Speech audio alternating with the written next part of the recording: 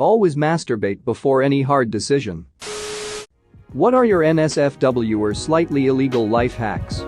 Hello again, viewer. I'm so glad you can join me, Andrew the narrator, for another awesome story time. While you're here, why not hit subscribe and the like button? It really helps with the algorithm. If you don't, I'll confiscate your Riley Reid fleshlight. Anyways, hope you did that. Let's get into the stories. Torrenting all my university textbooks, it saved me thousands of dollars. Does that girl seem out of your league? Picture her taking a crap. It puts her right back on your level. For the ladies, use coconut oil, a small amount. When you shave your bits, it'll be super soft, like can't keep my hand out of my pants soft. And it helps avoid any little cuts. Bonus. Smells really good too. If you get a parking ticket, keep the envelope ticket. After you pay it, you can now park in that area for free. Just put the old ticket on your windshield or whatever whenever you park. Got about an entire year's worth at my university. When I was younger, I started masturbating with my left hand. Now it's the only way I can do it. Browsing my phone for quality material with my right hand is truly amazing. In 8th grade, I lived in an apartment, and I used to stick a wad of tissue paper up the vending machine change return. Every evening I'd reach up there and pull my day's loot of change down. I'd pocket about $7 per day. People just assumed the machine ate their change. If your cable bill has gone up a lot, call the company and scream that you want to cancel and go to a competitor.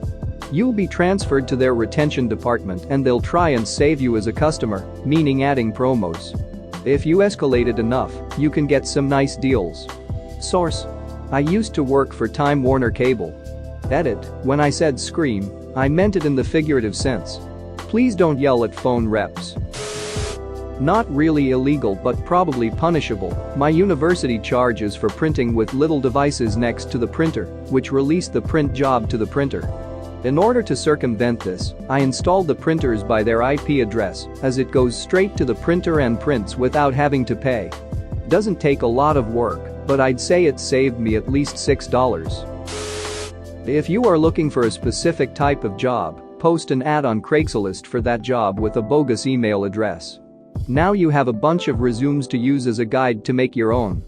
Edit: full disclosure, I have never done this. I just read it, hee on another similar thread. DBL edit. Apparently ads on Craigslist cost money. So if you decide to try this, you will have to do a cost-benefit analysis for yourself. I'm a guy. When I was about 17, I started doing kegels. About 2 months later, I could stay hard after I'd cum and keep going. Now 7 years later, I can cum 7/8 times in one sitting.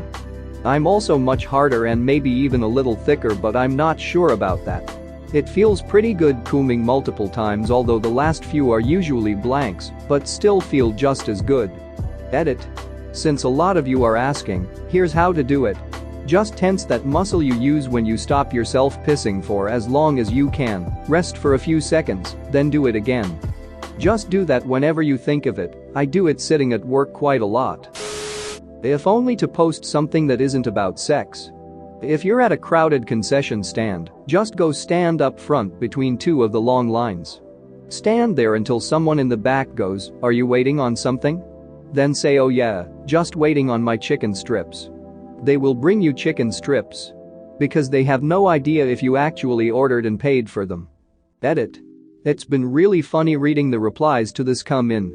They're pretty equally divided between "you'd never ducking get away with that at my stand" and "can confirm, this works all the time."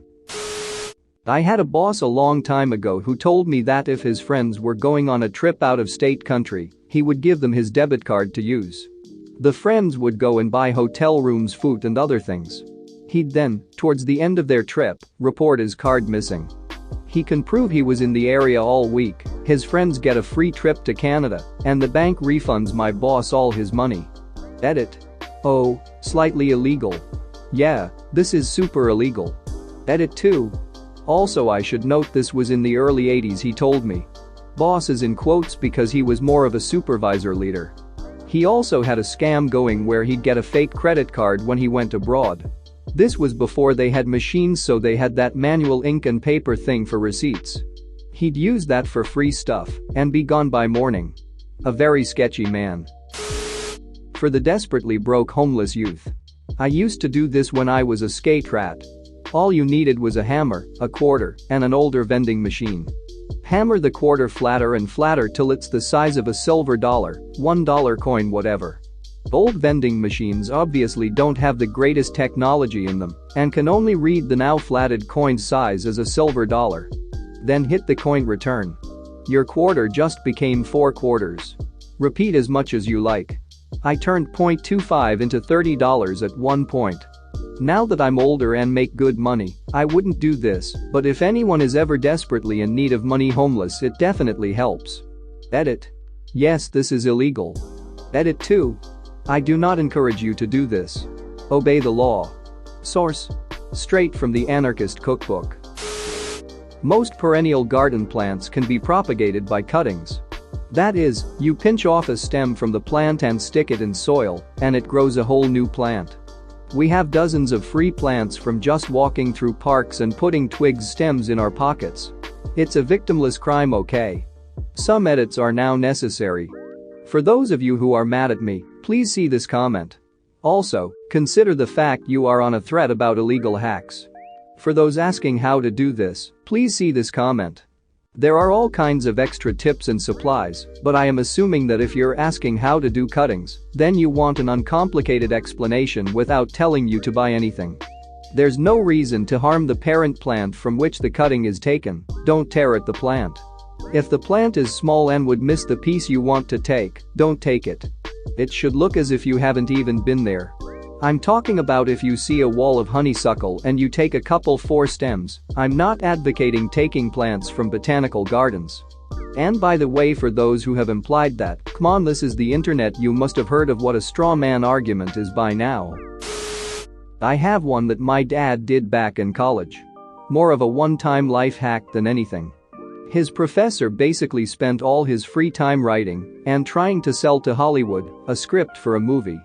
He was barely there during office hours. He was super disorganized when it came to the students, things like that. Come finals and my dad slept through it. He slept through the final and was absolutely panicking. So he decided to play things a little underhanded. When grades were posted and his was naturally not there, he went to the professor and said, "Sir, about my test score, I noticed that it wasn't posted." Technically true, although he didn't state the reason why the score wasn't there. The professor began looking through his notes and obviously didn't find the test. But the professor was so disorganized that he was convinced that he had lost the test. "Oh, yeah. You got a B+, he said, quickly jotting the grade down on the grade sheet. My dad got up, walked out, and never ducking looked back. Most buffets will bag all the unsold food in a separate trash bag before closing. It's easier for them that way. If you stand around out back, you can grab it while it's still warm. Try not to be seen. Most workers don't give a crap, but some are weary of a lawsuit and won't let you have it. Also, if you've got a few bucks but know you're going to be homeless soon, buy the following. A decent razor. A decent backpack, go for comfort, duck brands you want something with a waist strap. A quality pocket knife.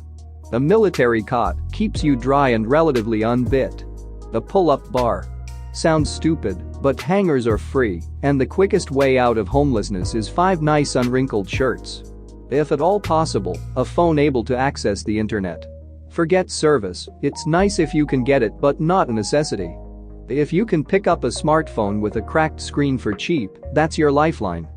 That's Craigslist jobs, and email your resume, office jobs and Google Maps, and lots of other really good stuff. Recharge and surf at McDonald's or Starbucks or whatever is close. Rope. Edit not to kill yourself, life is never that bad. Rope is just good to have around. Small gauge stuff can be used to hang bags of water, put up a tarp if you run across one, replacement shoelaces, repair a busted backpack, hell, I even built some makeshift shelves with rope and trashed lumber. Edit again, by popular demand, a gym membership. If you can afford it, a gym membership is a good fix for a hot shower. Not every small town has a gym, sometimes they can get expensive, Sometimes they're just too far away, but it's definitely worth investigating. And finally, hygiene. If you stay clean-shaven, wash with soap in nearby rivers, and brush your teeth, no one has to know, and life is 10 times easier. Thanks for watching. What did you think of the story time? Let me know in the comments below. If you liked the video, smash that like button and subscribe so you don't miss any more story times.